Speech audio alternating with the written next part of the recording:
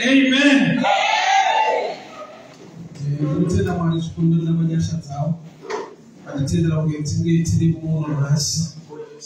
Tikobera nishukuraho. Chata wodi kwa soja kasano zikafundiswe Mbofana na mai tena makocheso. Amen. Tena mwani nakama yangu kuma Brian Mafua. Ya mangu makari. Basarashe ya together tesching. Why kuno ndi Zimbabwe, but is the one anita Masimons Ango media. I want to tell you live wali kuno. Right, so we don't tell them why they don't go pay you out. Wash one out with 3 years. Amen. John chapter 9. John chapter 9. John chapter 9.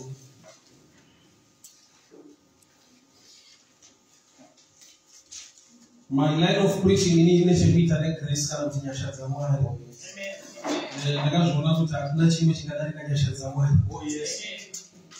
So, John chapter 9, from verse 1. As Jesus was walking along, he saw a man who had been blind from birth. Rabbi, his disciples asked him, why was this man born blind? Was it because of his own sins or his parents' sins? Yes. It was not because of his sins or his parents' sins, Jesus answered. Yes. This happened so that the power of God could be seen in him. We must quickly carry out the task assigned to us by the one who sent us. The night is coming, then that no one will wake.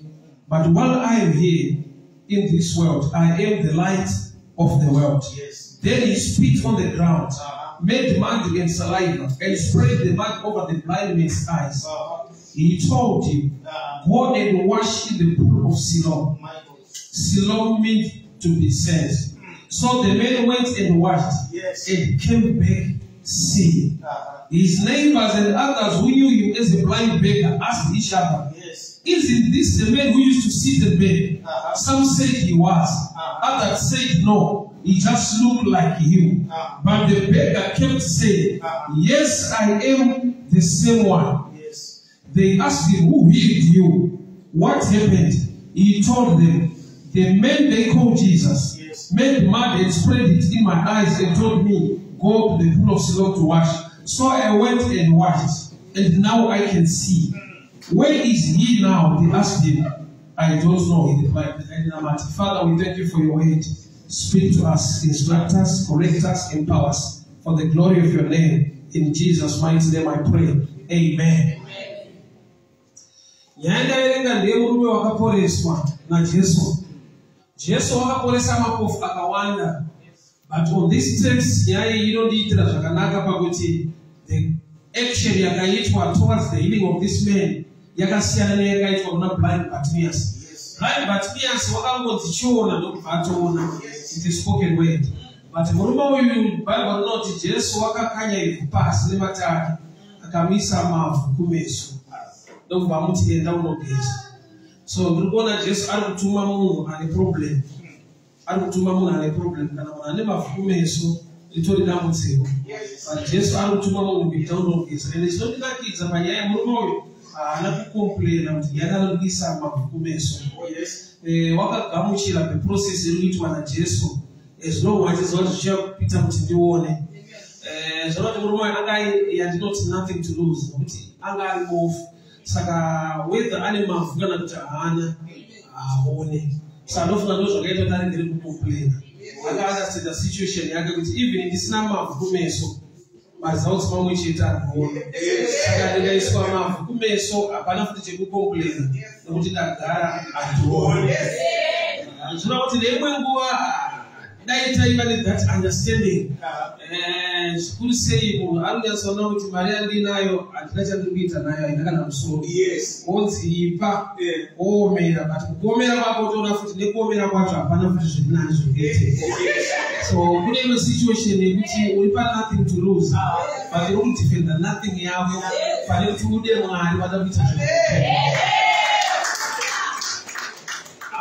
complain ndana ndibisi weiba kumeso ndikuda kuti anzwa kuti DJ saka chero chaitwa na Mwari chingaite sekunge chinorwadza but yechinja upenyu wangu au agree. So panotanga kwanyaya zvanzi vadzidzi vaJesu vaifamba naye Jesu paakaona bofeni vakaita mubvunzo ndiani akatadza ndiye here kana kuti vabereki vake kuti abereke ari bofu. Jesu ndokubati hapana akatadza whether iye kana vabereki. For life, mune mamwe machallenges ekuti there is no one to blame. Hauna pekunongedzera, but sometimes people will judge you. Kuti hauna kurongeka ndosaka zvakadai pamwe pacho wakatorongeka but zviri kungodaro. So there are things that just happen in life. Usina chikonzero chaungati because ndakatadza apa kana ndakaita zvakati asi zvinongoitika. Kune mamwe machallenges ari beyond your control. Kuti hauna zvaungaite ndozviripo. But ndinofara kuti Mwari wedu Jesu akafambira taike murume iyi. Ndokubva amuona akati ayo uyu nyaya yake inofanira kuitwa zvakanaka. Murume uyu haana kutsvaga Jesu. Jesu wakapfuura nepane murume uyu ndokubva amuona. Zvinova kuti kune nyasha dziri maari munhu dzekuti haasi anotsvaga anoporesa. Remember kuti ibofu haone saka haana kutomboona Jesu asi kuti Jesu ndiye akamuona. So there are times yekuti unozoona muupenyu hwako kuti apa handisirini but Mwari ndo vakangondoonawo vasina kundibatsira. Murume uyu ari kubatsirwa kwete nekuti atsvaga rubatsiro asi nekuti Jesu wauya kwaari. So Jesu zvauya kwaari kune vanhu vari kutsvaga zvisina basa zviri negative. Kuti ndiani akatadza havasi kutsvaga kuti angaporesei. Murume uyu life yake ingachindise vari kutsvaga zvikonzero vari kutsvaga mhosva vari kutsvaga pekublema kuti ndiani akatadza. Vari kufamba naJesu anova iye solution. Pane kuti vatsvake solution, they are looking for reasons same any problem. Imwe information in life I see necessary. Inoswera kutsvagwa nevamwe dzimwe nguva. Ndakaroiwa nani ndiani anokonzera kuti zvangu zvisaite. Zvese izvozvo hazvichinje upenyu hwako. Chinochinja upenyu hwako ndiMwari. Kutsvaka Mwari. Zvokuti anokuroya ndiani ndiani anokonzera kuti uve haisi nyaya. But unofanirwa kutsvaka Mwari anoita kuti upenyu hushanduke. So vanhu vari kutsvaka mareasons asina basa. Ndiani akakonzera ndiani akaita kuti abereki vari bofu ndiani Jesu ndokubati kwese ikoko hakuna nyaya. Zvakaitwa kuti simba raMwari rionekwe muupenyu hwake. So Jesu ndokukotama kwakupfira matepasi ndokuisa mavhu kumeso. Chandinoziva inini mavhu ari sensitive kumaziso. The worst thing chaungade kuona meso ako ane mavhu nekuti pakangosunga chakukuti pakaita mavhu munhu anobata kumeso nekuda kwekuti ivhu riri sensitive kumaziso. Saka Jesu ari kushanda nezviri sensitive kumeso emunhu kuti munhu agone kuona.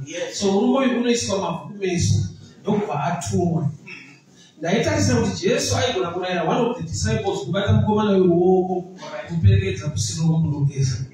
But Jesu ari kupa munhu assignment munhu ane problem. Pfungwa yevazhinji ndeyekuti kana zviri right ndokwa ungaite zvinotaura Mwari. Gamba unoita zvinotaura Mwari kuti zvinhu zviite right.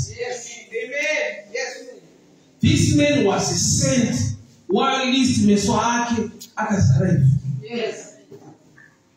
And Jesus mentioned the name of the river. Go to the pool of Siloam.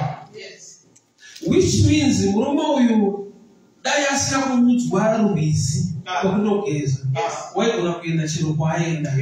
Because one thing I know, kana kune ivhu kumeso ukangowana pane mvura ukageza zvinoita zvakanaka. So to me there was no need for Jesus to mention the river. Kana dai yanga iri nyaya yeriver. Because you can find water kanapanga.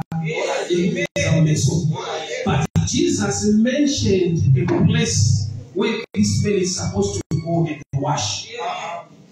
Which means you cannot wash anywhere.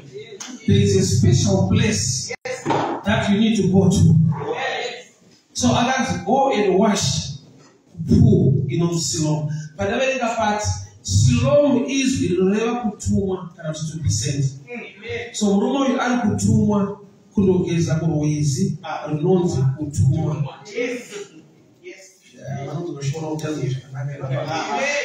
Go and wash pool inonzi Siloam. And Siloam means to be sent. Munhu uyu asangana naJesu ndobva audzwa kwekuenda naJesu kuti dambudziko rake rinopera.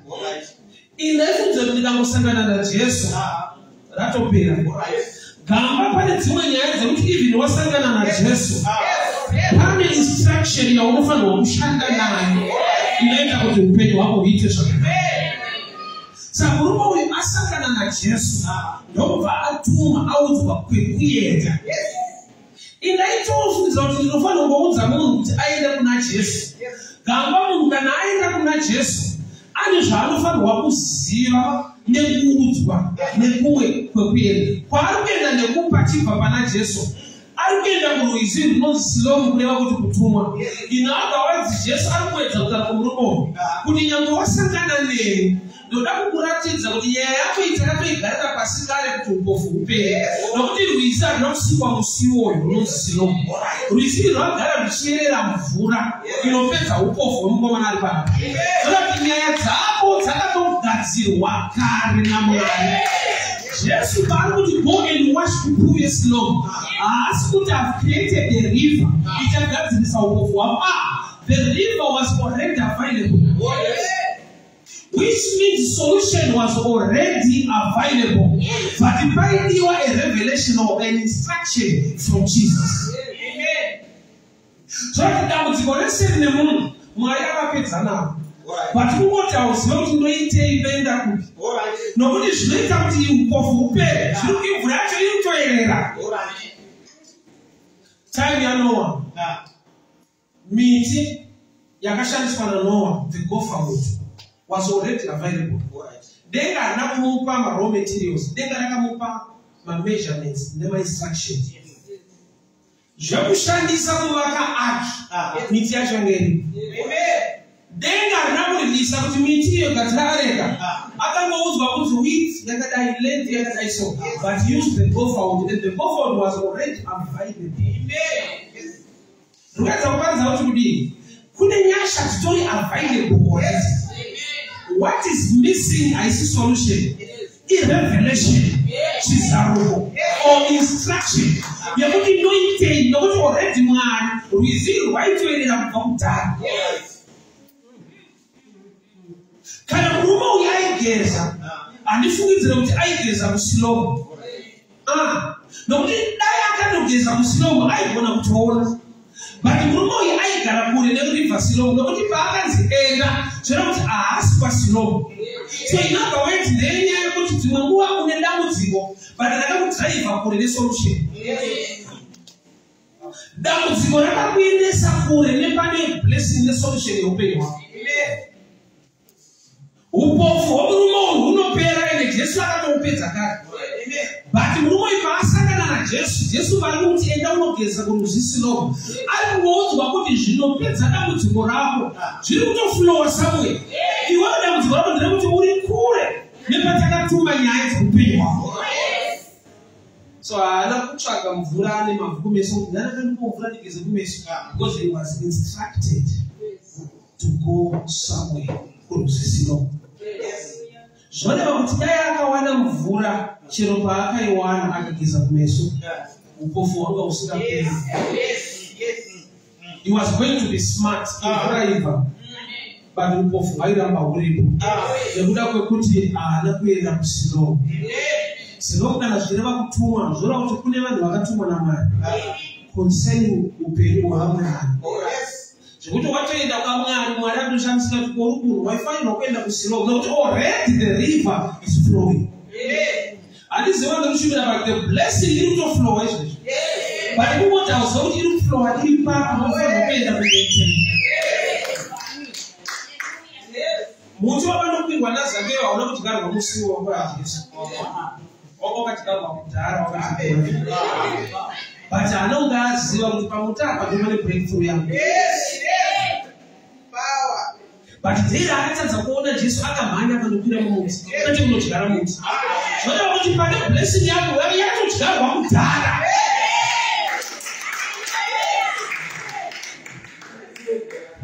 So murume uyu wakaudzwa kuenda kundogeza. Zvoreva kuti aigona kugeza chero paada kugeza hari. But Jesu auya kuzotaura pamusoro perwizi Siloam zvinoreva kutuma. Zvoreva kuti Mwari kune zvaakatuma. Number 1 vanhu. Number 2 uweti. Kureva kuti kune shoko iri rakatumwa naMwari. Rekuti ukauya mariri ukarirarama unosangana nemaziso ako ubofu. Shoko iri rakatumwa kumunhu kuti arirarame aite zvarinotaura kuti agone kusangana nefevha yeupenyu hwake. So munhu anoita vandirangarira wakarangarirwa kugara. Why? Because the river Siloam is already flowing, but you are far from the river. So murume wakaenda kunogeza. Ana akamuperekedza. Akaenda ari blind. Akatumwa ari bofu, which means ari kutofamba zvichida achitobvunza vanhu kuti ndakusvika here, ndakuSiloam. Akaenda. The journey yekuenda was not a good journey. Chakava good kwaari ijourney yekudzoka because upofu hwanga wapera. So ndine challenge yekuti ari kutumirwei as the blind man. Ndaitarisa kuti maybe pakaite vanhu vakamubate ruoko vakaenda naye kunomuratidza Siloam. But zvinotaridza kuti murume uri kuSiloam 1 zvichida aikuziva kana kuti angasingakuzive, but akabvunza vanhu kuti ruzivi ruri kupi ndinogeza. So there are times yekuti ukasagona kurileta nevanhu unotadza kusvika pane Siloam iripo nekuda kwekuti pane zvinhu zvaunodiscover nekuda kwekubvunza nekuvahambo nekudzidza kubva kuvamwe. The river is already flowing. Saka Jesu haasi kuzoporesa munhu kana kune zvakatotumwa kare kupedza upofu hwemunhu. Jesu chaakatoita kupa munhu advice yekuti chienda unogeza kuSiloam nokuti the river is already flowing. Zvizhinji zvatinoti dai Mwari vatiitira, I've come to tell you this, vakatoita kudaro. Mwari is always ahead. Ramangwana ravo riri muruoko rwaJehovha. Zvaunoti dai Mwari vandiitira zvakatoitwa kudhara. I remember a time ndakabuda vana veIsraeri vachienda kuPromised Land. Vakasvika panzvimbo yaiva nemvura inovava paiti pamara. Vanwa mvura vakanzwa ichivava. Vakachema kuna Moses. Bible rinoti, and God showed Moses a piece of law. Kandanga kamuti kakaripo. Zvanzi akatora mutiwo akakanda mumvura. Mvura ikatapira. Which means solution yenzvimbo yemara yakaitwa. But vanhu vakatanga nekunwa mvura inovava, muti unotapira uripo. Nekuda kwekuti havana kuona muti, havana kuvhurwa meso naMwari kunatidzwa muti uripo. Zvoreva kuti pese pane zvinovava solution iripo. What you need is a revelation. Hapana kudyara homwe muti wokunzi Moses unozotora branch wokanda mumvura. The law was already there. Zvorati pese pane challenge chinotanga mumind yaMwari is solution before challenge. Chinotanga mutime yaNoah hakuna kutanga kunaya mvura, kwakatanga kugadzirwa ene ark yekuti munhu arege kunyura. So vanhu havana kunyura nekuda kwemvura yakauya, vanhu vakanyura nekuda kwekusapinda Mwari. Chakatanga isi flood, vanhu vakajumwa vakanyura. Chakatotanga is solution yekuti muchiregera kunyura kwacho. So mind yaMwari chinotanga is solution. What challenge? Ukatoona wangu challenge isaini yekuti wakashaiwa misemo yekuona pane solution yake. Nokuti dambudziko haritangire answer kumind yaJehovha. The river was already flowing. Time yekuti Lot arikubuda muSodom neGomora. Chakatanga kuitika hakusi kunaya kwemoto muSodom. Kwakatumwa 3 angels zakauya muSodom neGomora. Solution ndo yakatanga kupinda. Moto wakatozouya, vatumwa nedenga vatombouya imomo. Vanhu vakasarudza kuva ignore. Unoziva kuti vatumwa vakauya muSodom neGomora havana kusvikira kumba kwaLoti. Ukaverenga zvakanaka inoti vakauya vakanogara paCity Square. Lot ndiye akanoapproacha varume vakati kana ndawanikwa nyasha uyaikupa kwangu. Agarare pamhene uyaikupa kwangu. havana kusvikira kumba kwaLoti. Kureva kuti Mwari wedu haasi mutsauro wavanhu, anopa opportunity kumunhu wese. Varume ava vatumwa havana kusvikira kumba kwaLoti, vakasvikira paCity Square.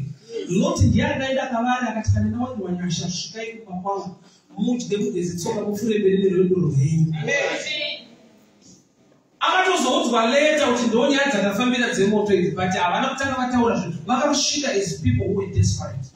So there are times yekuti favor yako yakatouya, but so far favor yako ikamboitwa favor newe kuti izova favor pauri. Kana usina kuti waexplain that.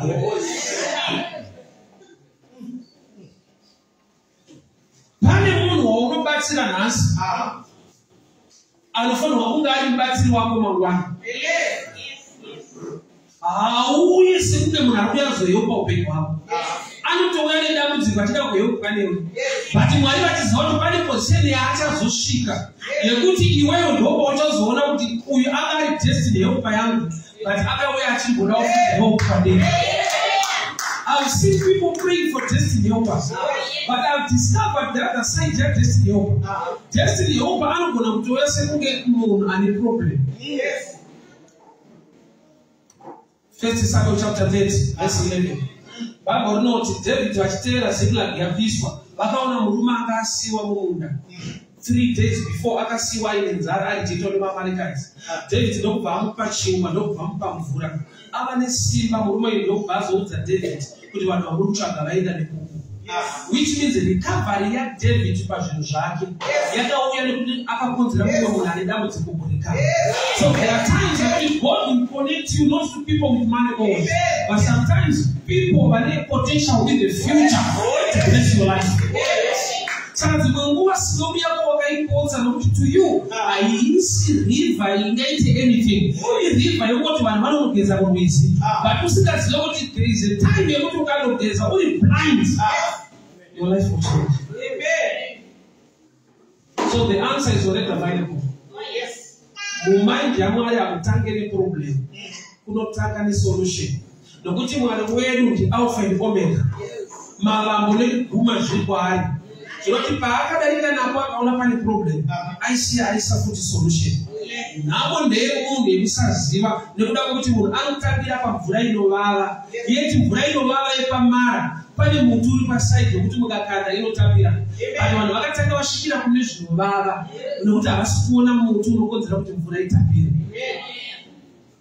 Mwari havatendere dambudziko kutanga rauya vasina kuisa a solution padambudziko iroro.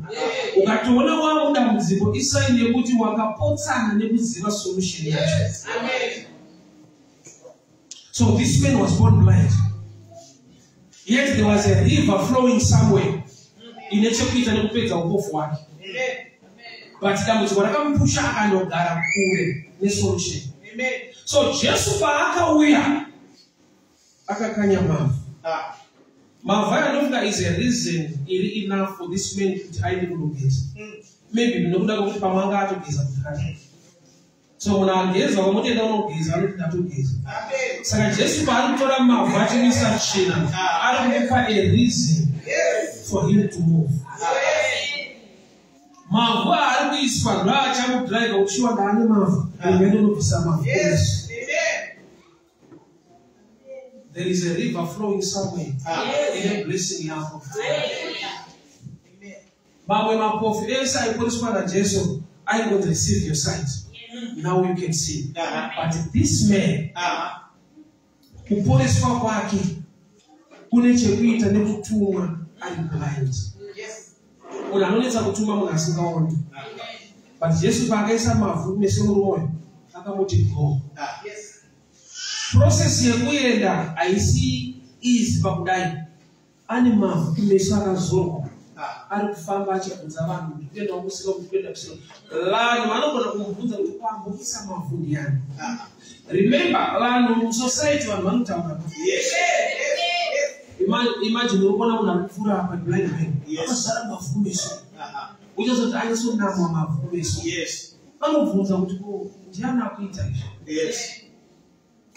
Ovaudza vanhu kuti ndiJesu. Society yomuyati haana tsitsi. Una Unozoya kuti ukataka kuita zvinotaura Mwari, vanhu vekunyika vanokudyira tsitsi kuti makukuvadzwa nechechi. Chechi haina kana kutsitsinena. Koma zvakaita izvi vanotokutorera futi mari iwewe zvaunoenda. Society isingazivile the outcome and the blessing of God. Ini ukakuita sekunge iri kukudyira tsitsi.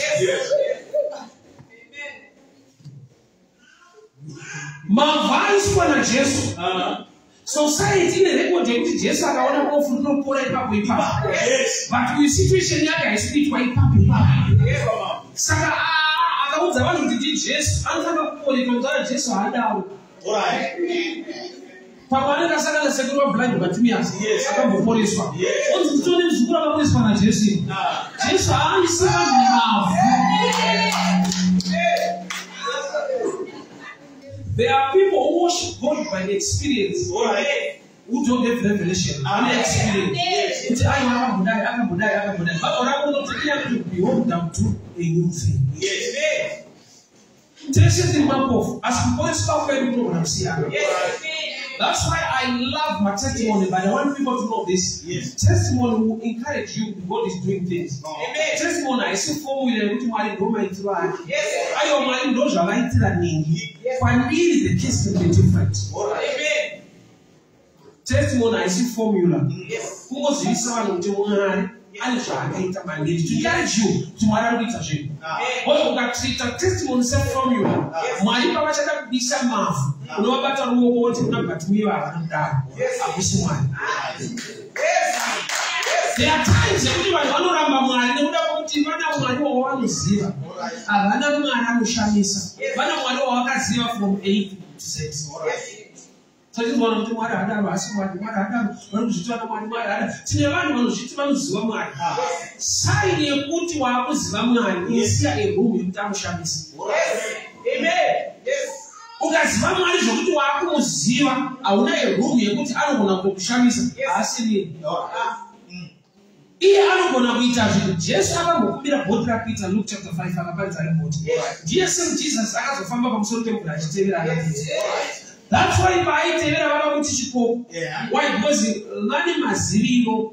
Avaka Peza, which is Aita, Anukubira. Anukubira boats, but in Fanga, one is.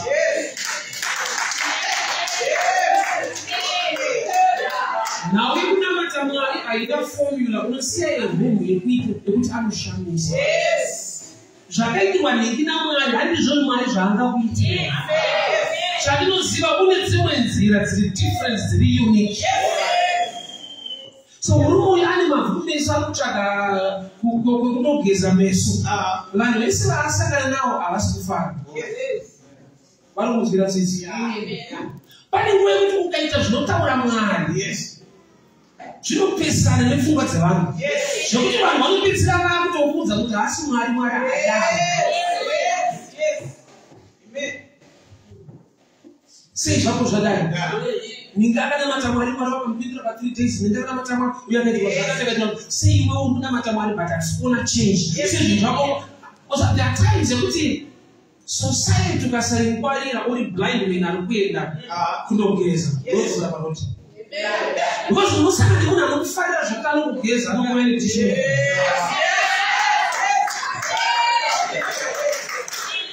You will want to say that no gaze and leave us alone. Because you don't know that you gaze and teach them.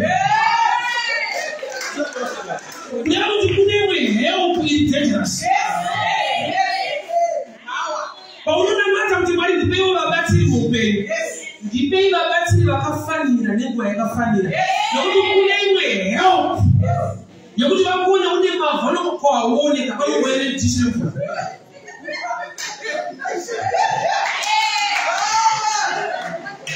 You will want to leave us alone. Yes. Somebody went Marina and was going to win the pool. So, what you hope in the church you say that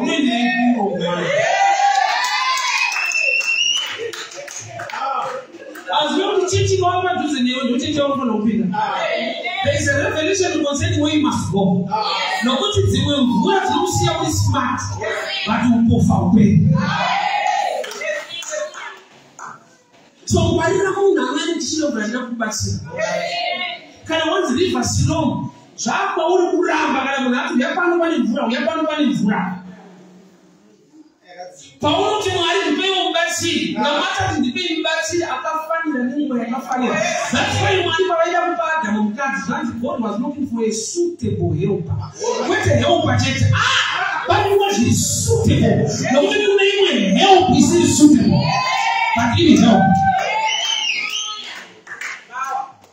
God was looking for a suitable helper, not just a helper. Beware, you will help your child. The word they say they're going to carry on, beware of enemies. There's the other side, beware of those who pretend to love you. But somebody there and what's wrong when you have a want to Buddha? Beware of enemies. Beware of those who love you. The other one is that you want what you want to share my book. In the air, try schooling.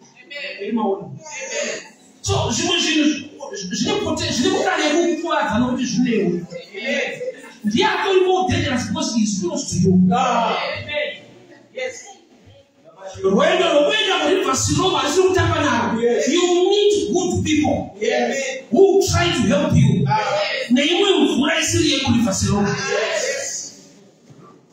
Couldn't help you dangerous.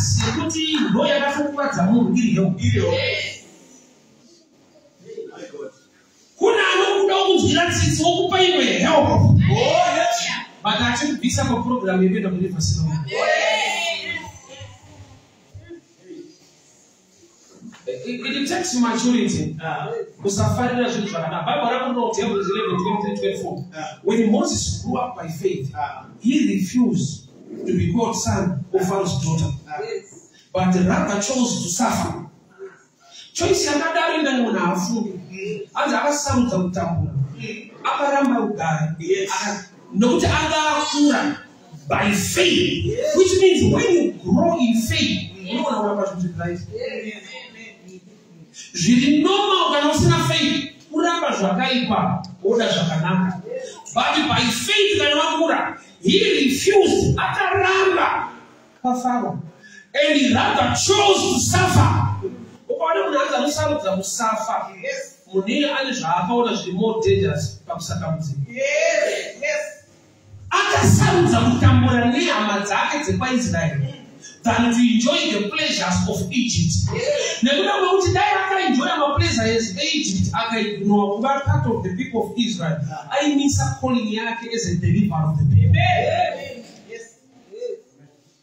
Beware of good people who are not godly. Wanavanhu vasingazivi Mwari,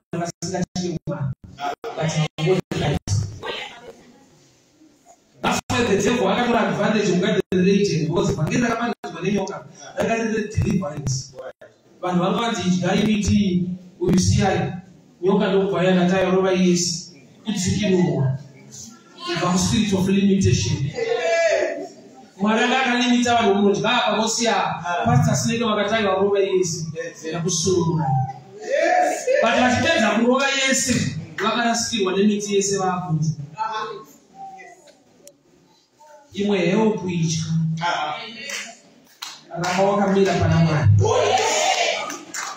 Wakaipa hakuatake nezvinhu zvakaipa chete. Sometimes your attack will come as good things. Oh yes. Your attack, you know, ya zvinhu zvakanaka. Unodiwa obvisirwa rent wetirwa zvakanaka nemunhu asingakudi. Oh yes. But anotokuda obvisira rent. Kone zozvona kuti ane mukadzi wake aida kutitambisa, but auya tinoda kutambisa anoti ndokuda. Obva akuitira zvakanaka. Upenyu hwako huparara. Zvinotora munhu anokusasa nekuimba naMwari kuramba zvinhu zvakanaka. Kune zvinhu zviri bhongo zvokuti tikakuteregera kakunotozoita kuti kubvisa. Tozokufundisana kudamo. Yes. Mabenefits ese anoitirwa. Yes. Kudzisiyana naye namata ndife nenzara.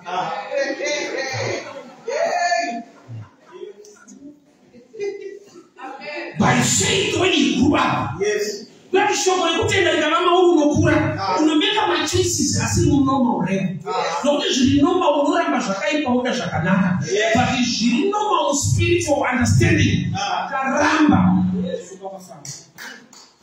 Yes. Beware of good people along the way. You are still godly. Yes.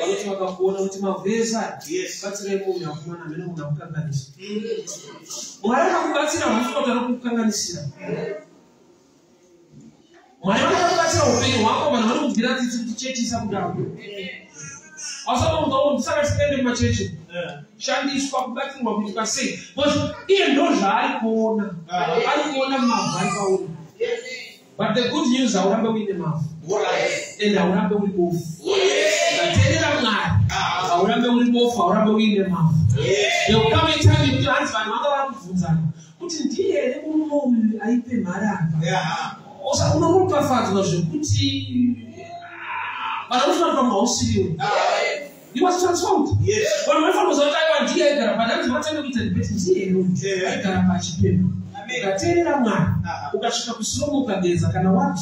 Yes. You'll be somebody else. But the problem is but the problem they take father papa always mama. Along the path you meet people. When I started ministering, someone said that I was going to go here. I'm going to open the road. One of the women are not boy. Roti. Because you want to be but my was in it. But that's not my picture of my Catholic service. But that's one of my my way. I don't know that my Anata in our I don't want to take a power. Yes. I thought a cherub. Yes.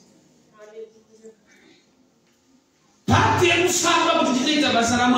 met people who were good, but not godly. Amen. Kuna wazotani wa Mungu mchagre basa kwa na Mungu. Kuna zipali za poro. Ngani ni basa. Ngani shika umeni zipali samba ya si wangu kudio wangu kusema. Kuna mali bo badala sina mdomani. Amen. Wale wabona unemavu. Wale mfari na wana. But I want to go to my right with you. I'm getting this picture. What my animal? I'm going to work later. No, get this. I don't pass it. I learn. Amen. Yeah. But you know, one. You don't visa, man. Not die or man. When you want that, yes. Yes. But I want to be blind to the mouth. There must come a time that will not resist. Yeah. Oh yes. So you don't know the one. Amen. Why do you want to back here? That's how God is about to pay back. The hope was good, but it was a trap. You couldn't decide to reach the destiny. It was a trap. You don't want to fight at the calling in me. Calling by no water. But when you know and understand the outcome, you behave like Moses. When he grew up by faith, he refused. Chicha agaramba good life. I got a Baba Pharaoh at his school. I just salute for the army, I in palace. I in royal family. But when he grew up, he refused that. But when you grow by faith, when you choose your own unapewa ofa kitu ukaramba wanoti Mungu hadi mepo. Tunzarambira so. Oh yes. Ungasiye zvese uda kuita izvechechichete. Avana kuti zvechechichete. Bana ngaudi mwari vanona chechi. Saka vanyanyo criticize that. Zvechechichete zvonoita. Akuna kuti zvamwari zvoita. After zvamwari hayo zvamwari zvoita. Bani uita zvechechi. You want to resist him. Amen. People of God here in the world. The river Siloam is already flowing. Oh yes. Jesus saw na murumo akamutenda unogeza ku Siloam. But along the path nobody nyaya. Oh yes. Satan anamvisa Kenani. Akajara kusatenda mwana. Vanhu vakasandika Kenani. Oh yes. Blessing yako aitorwa. Fano bati wewe usasukeko. Fano utawa ne urisha unaoneswa kuti chije direction. I'll give you this example. Mfundisi mkanikumbira Bible ndio wali kwa it's okay you ain't told. Yes. Ratonda ngani guarantee kuti ndavuma. Chasara manje kubva ipapo vachia kuzotora. We are authority position. Oh, agreement. Yes.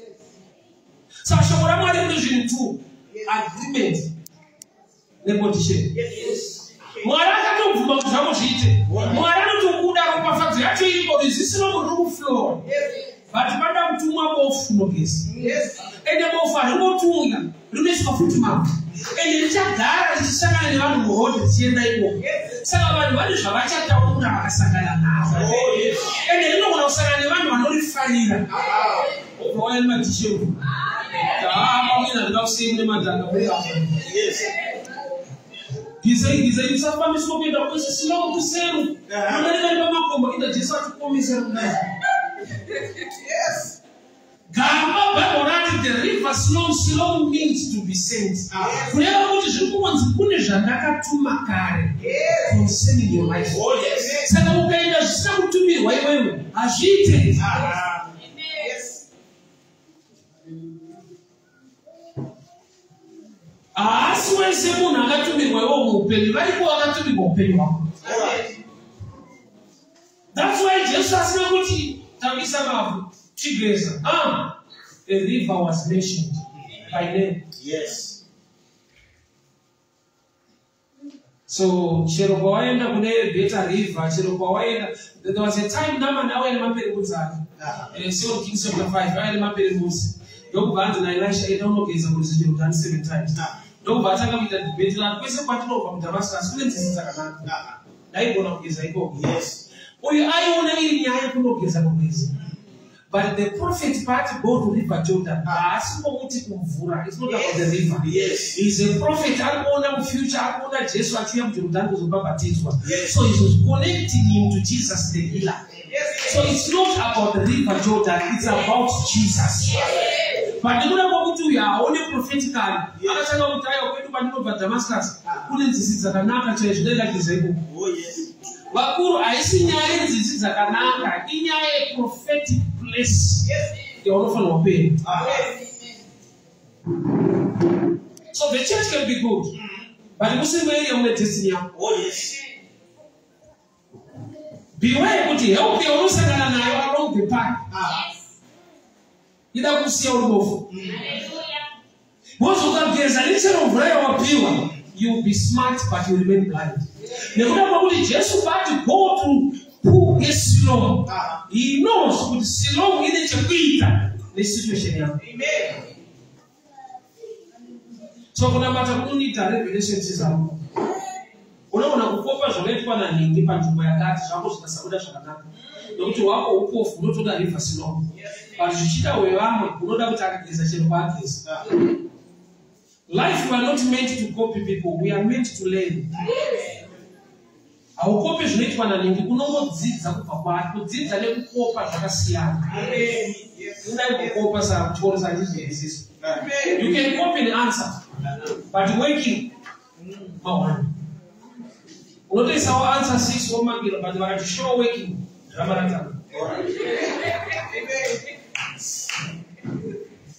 You will meet people along the path. Yes. Shokorika pale kwauri rakanaka wali gamuchira. Chinoita kuti usazoriita, you meet people along the path. Society matinogara. Oh yes. Vanhu vanotokudini. Yes. Yes. Jacob akarowa, akumbira kumutumwa kuti andikusiye chinomanye rupafadzi. Akarowa nobvanzi ya blessed. Bible notes akatobva ipapo achitadza kufamba achikamira. Yes. Zvakuti mhuri yake payakamona achikamira anofika kana madzimai akabvunza. Kuti makwadzwa nani chi obva atinda kuomborerwa. Does it not make sense? Yes. It's not munhu akwadzwa iwe unoda kuomborerwa. He was blessed. But akabva ipapo is somebody who is not blessed. Yes. Akarohwa akatongwara Bible nokuti akatobva achitadza kufamba achikamira. Asi shoko raapiwa pakukamira ikoko aropafadzwa. Vanoona by sight, varikuona a wounded man. But we don't walk by sight, we walk by faith. And faith comes by hearing. But he is one.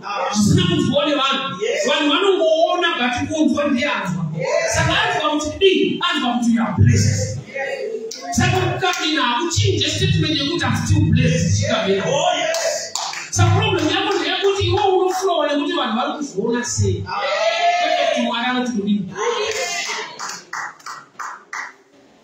Utone roba zazo but iye kuti unoja vanhu zvavanotaura zvaunoshanda nazvo.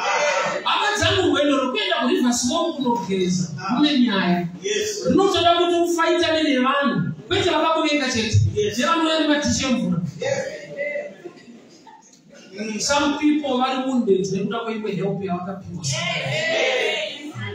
Anotodemba kuti ndakasangana nemunhu akanibatsira. Uri pawakabatsirwa. Do you know sometimes the devil, when I let witchcraft, when I don't go out, but it's not good. When I present, yes. Tinelando wakakuwa kwa mshati wakakuwa chipo.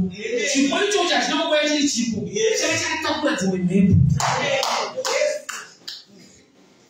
The easiest way kwa takamu kufanya ni kumpashi. Rwendo lopenda kusilongo logeza. Arusi why? Because we say in society right, we don't know zara mafu kweso. Once poinda utakulimbida kule kweso. Anti Jesu atilete kusilongo. Ta Jesu asana tisoti pokeza kusembemba. Kuna wanataka kuita right ndio mwana. Yes. Kuna wanakunyika wanakugira sisi ndio mfundisi wako. Ndio mfundisi acha kuanza bana. Muite. Mbona zvakaita hivi? Yes. Hauda mari futi kwauri. Yes. Neshoma ya urutambire. Asina tsitsi kudako. Wendo rokusino. Arisinyori. Yes.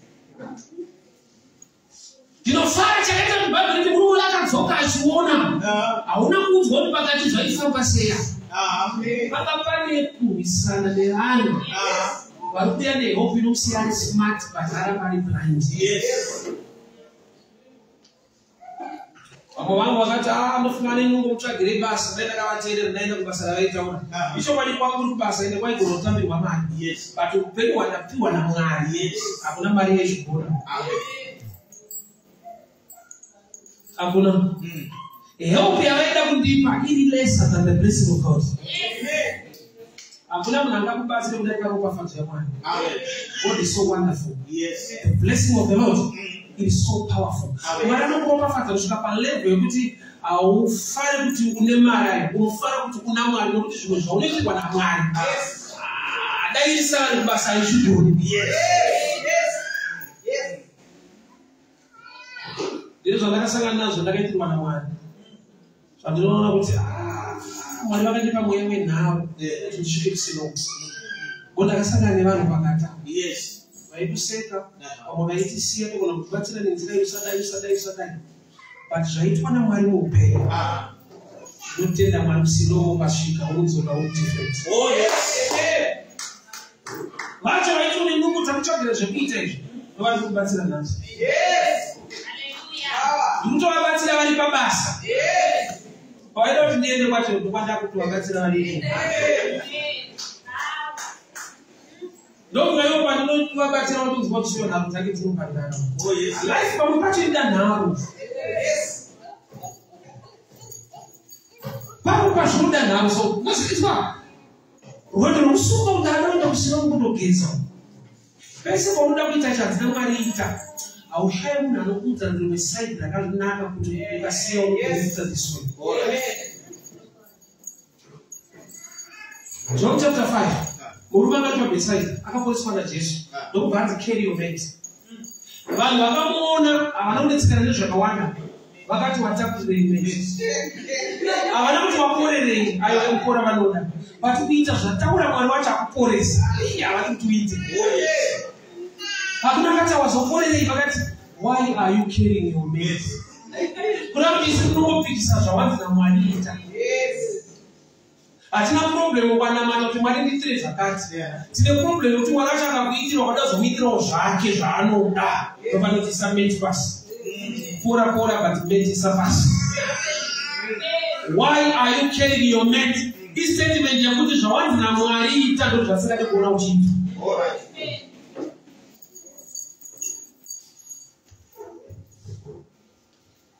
I want to run a yash. Tell the message. I will not resist change. No one blessing. Oh, yes.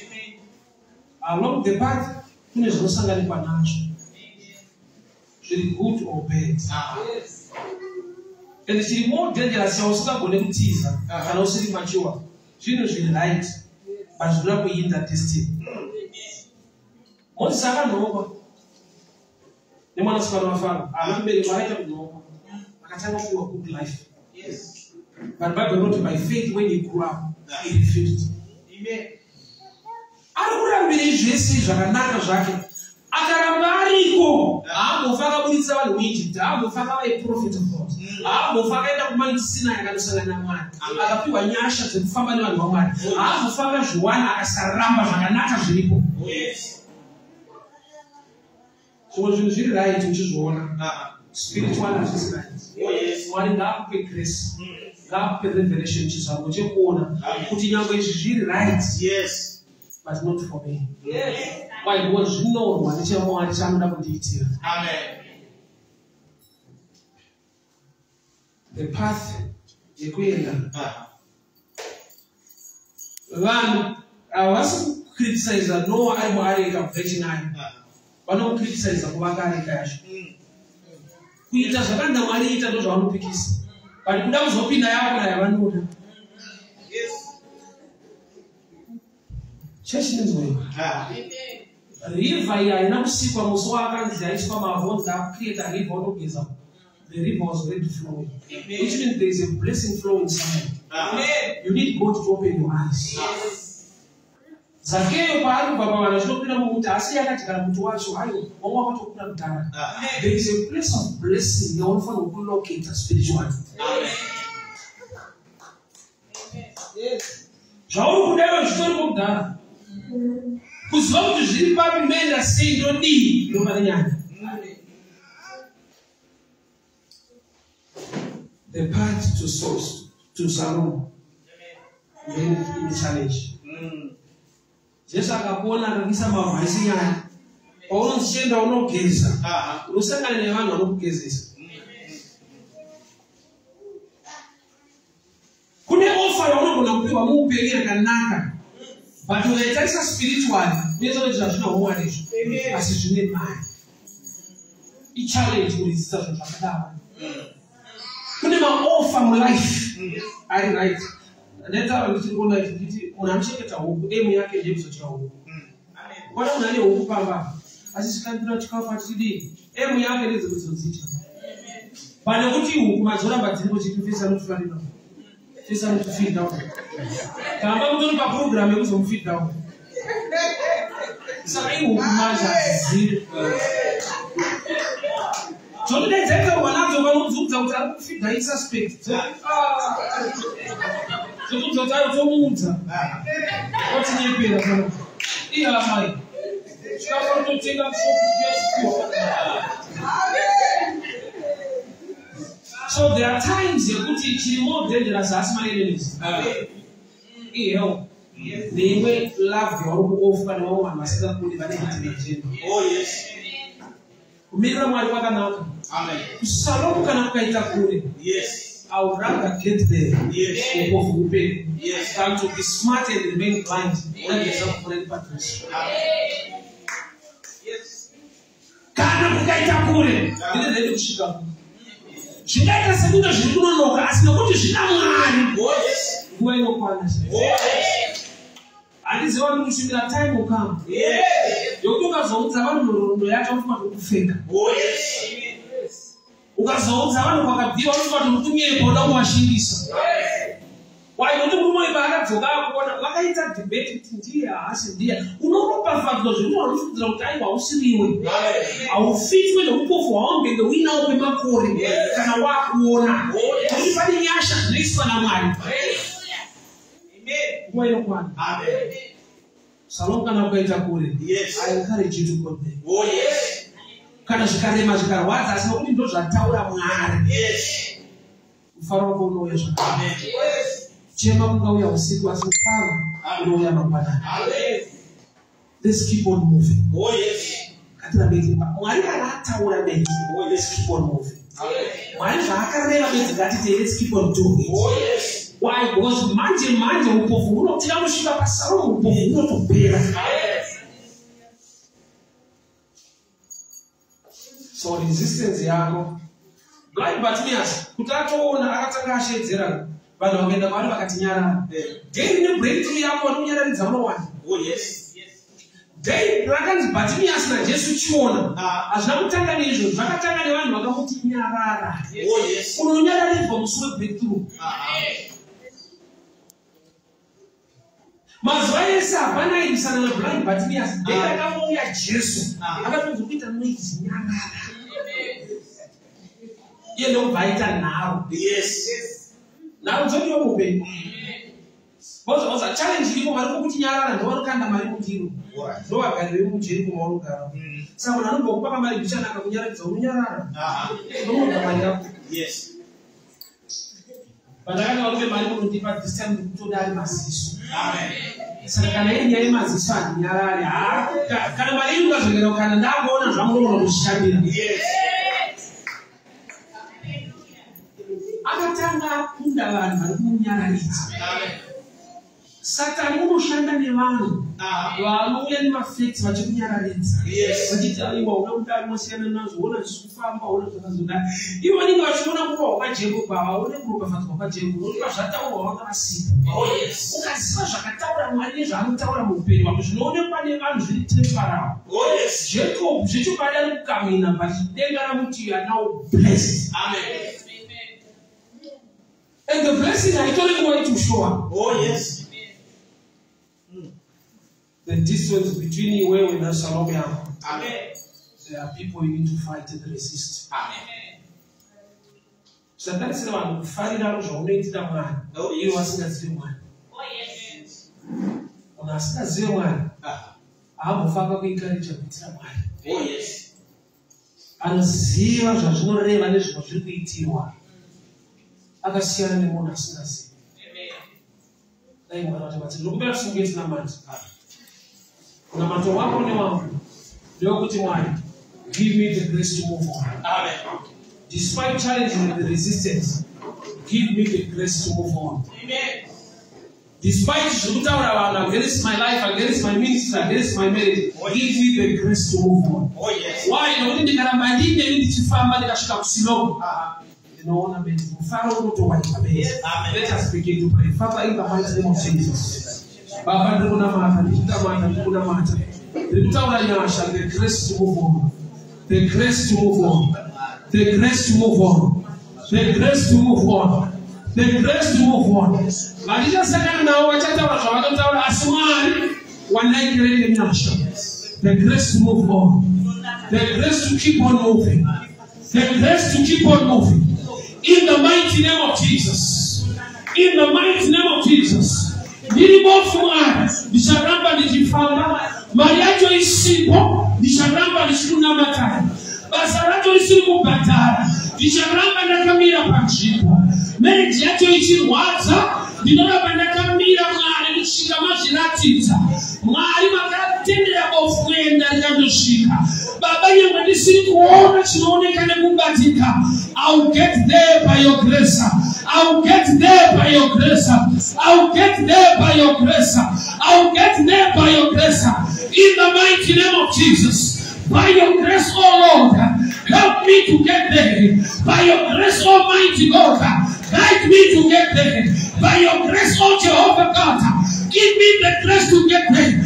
Panushikika, panushikika, panushikika. Inobatika Mario ichabatika. Inobakika ibayo inobakika. Unochatika mchatoyo unochatika. May God give you the grace to get there. Unoshikika kusaloma. Wale wachikupikisa wachikuvisa. Ninoporofita maskati ano. You get there, you get there, you get there. Unochata, shinoita. Kuna mwarume nyasha usuza marombe. Kunoshikika. Inobakika ipayo inobakika. Mchatoa unochatika. Mario inobatika. As a blind man. Wantu washomora Kristu. Wadado shika musalonu. Kuro shikika munikani. Nyasha ziriko.